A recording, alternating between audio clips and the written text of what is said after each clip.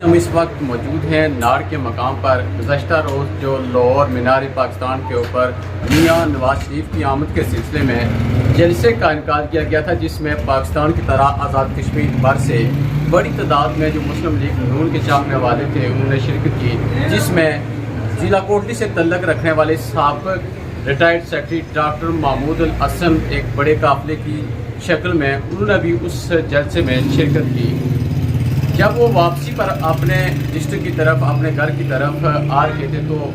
میرپور کے مقام پر ایک افسوسناک حادثہ پیش آیا اور اس حادثے میں ڈاکٹر محمود الحسن جاں بحق ہو گئے۔ اب ان کی جو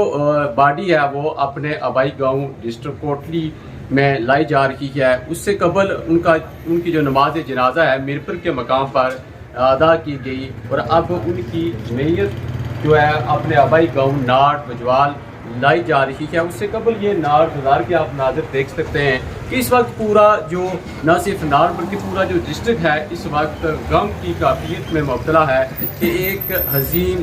شخص، ایک عظیم شخصیت سے پورا ڈسٹرکٹ آج اس غم کی کیفیت میں ہے، اس سوگ کی کیفیت میں ہے۔ ابھی ان کا جو جسد حاکی ہے کچھ ہی دیر بعد یہاں پر پہنچنے والا ہے اور لوگ ان کے جسد حاکی کے استقبال کے لیے یہاں پر موجود ہیں اور انتظار کر رہے ہیں۔ جو بھی مناظر ہوں گے ہم آپ کو دکھائیں گے۔ اس وقت ہمارے ساتھ اقبال صابر یہاں پر موجود ہیں، ان سے بات کریں گے اور جانیں گے کہ اقبال یہ بتائیے گا کہ آپ کا تعلق بھی اس علاقے سے ہے اور بالخصوص آپ کے گاؤں سے اگر بات کی جائے تو ان کا جو تعلق ہے اس کے بعد وہ کوٹلی شیف ہوئے، لیکن بیسیکلی وہ یہاں کے رہنے والے ہیں۔ تو آج جو ان کی موت ہوئی ہے اور اقساطی موت جو اپنے واپس گھر آ رہے تھے اور حادثے میں وہ جان کی بازی آ چکے ہیں، کیا کہتے ہیں آج اگر دیکھا جائے تو ہر شخص اس موت کے حوالے سے اس میں افسردہ ہے۔ بالکل جی، صبح جب ہم اٹھے تو یہ خبر جنگل میں آگ کی طرح پھیل چکی تھی کہ ڈاکٹر صاحب کی گاڑی کا حادثہ ہوا ہے اور جس سے وہ جاں بحق ہو گئے اور گاڑی گہری کھائی میں جا گری خالق آباد کے مقام پر۔ تو یہ ایک انتہائی افسوسناک ثانیہ ہے اور میں یہ سمجھتا ہوں کہ ہم اور خاص طور پر کوٹلی وہ ایک عظیم شخصیت سے محروم ہو گئے ہیں، جن کی سوسائٹی کے لیے گراں قدر خدمات ہیں، اس معاشرے کے لیے گراں قدر خدمات ہیں۔ اس کے ساتھ ساتھ آزاد کشمیر کے بے شمار انتظامی امور میں ان کا ایک بڑا عمل دخل تھا۔ بڑی پوسٹوں کے اوپر وہ اپنی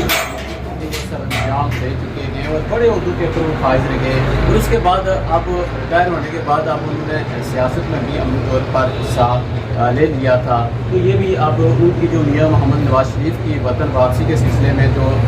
مینار پاکستان پر جلسے کا انعقاد کیا گیا تھا تو وہ بھی اپنے قافلے کی شکل میں ہم نے ایک انٹرویو میں دیکھا کہ وہ جو بس جو پوسٹر تھی جو اپنے دیگر انہوں نے کارکنوں کے لیے وہ بک کروائی تھی اس میں وہ بیٹھے ہوئے ہیں اور وہ انٹرویو دے رہے تھے۔ تو ان کا یہی کہنا تھا کہ یہاں پر میرے باقی دوست احباب ہیں، میں بھی سمجھتا ہوں کہ ان کے ساتھ مجھے رہنا چاہیے۔ بالکل، وہ آپ نے پوسٹر کے وہ مناظر دیکھے تھے جس وقت وہ یہ بات چیت کر رہے تھے میڈیا سے کہ میرے بچے، دوست، بزرگ اس کوسٹر میں سفر کر رہے ہیں تو میں بھی اسی کوسٹر میں سفر کروں گا۔ سیاست کے اندر بھی ان کا ایک بڑا مقام تھا۔ پاکستان مسلم لیگ نواز کے جو چوٹی کے رہنما ہیں ان سے وہ مشاورت کرتے تھے۔ پاکستان مسلم لیگ نواز کے جو ممبر مجلس سے عاملہ تھے وہ بھی تھے اور ضلع سے جو سٹی کوٹلی کا حلقہ تھا وہاں سے ٹکٹ کے امیدوار بھی تھے۔ یہ سیاست کے اندر بھی ایک بہت بڑا نقصان ہے اور خاص طور پر ان دنوں میں وہ کافی زیادہ متحرک تھے، کیونکہ اگر ہم جدھر بھی دیکھیں تو میاں محمد نواز شریف کے آمد کے سلسلے میں کافی زیادہ جتنے بھی بڑے جو بورڈ تھے ان کے اوپر انہوں نے وہ پین فلیکس اویرنا کروائے ہوئے تھے ان کی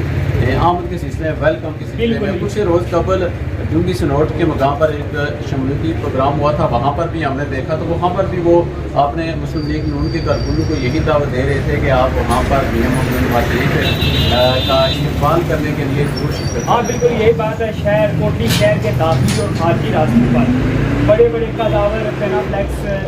لگے ہوئے تھے جو مختلف کمپنیاں لگاتی ہیں۔ تو ڈاکٹر صاحب کی تصویریں ان کے اوپر نمایاں تھیں تو جس میں میاں محمد نواز شریف کو پاکستان آنے پر ویلکم کہا جا رہا تھا، یعنی کہ ان کا سیاست کے اندر اور نون لیگ کے لیے ان کی گراں قدر خدمات ہوئی جن کو کبھی میرے خیال میں فراموش نہیں کیا جا سکتا۔ لیکن ہم دیکھتے ہیں کہ مختلف عہدوں کے اوپر فائز رہنے کے باوجود کچھ لوگوں کو اپنے علاقوں میں، اپنے ڈسٹرکٹ میں اس طرح کی پذیرائی نہیں ہوتی، لیکن ڈاکٹر صاحب فلاحی کاموں کے حوالے سے بھی کہا جاتا ہے کہ وہ کافی زیادہ متحرک تھے اور فلاحی کاموں میں کافی زیادہ دلچسپی لیتے تھے اور مختلف قسم کی جو این جی او ہیں وہ بھی وہ چلا رہے تھے. یہی بات ہے، فلاحی کاموں کے حوالے سے یہ بڑا ان کا خاص سسٹم تھا. یہ ڈاکٹر صاحب کا یہ تھا کہ وہ جو فلاحی کام کرتے تھے نا اس کی زیادہ نمود و نمائش نہیں کرتے تھے، خاموشی کے ساتھ کرتے تھے. جہاں تک مجھے معلوم ہے ان کی فیملی کے اندر ایک ٹرسٹ موجود ہے جس کو ان کی فیملی چلاتی ہے. اس ٹرسٹ کے ذریعے یہ لوگوں کی بہت خدمت کرتے تھے اور کافی لوگوں کی وہ سپورٹ کرتے تھے، اسٹوڈنٹوں کی سپورٹ کرتے تھے. اور باقی جب وہ سیکٹری لوکل گورنمنٹ تھے تو انہوں نے جتنے بھی کام کیے وہ میرٹ پر کیے.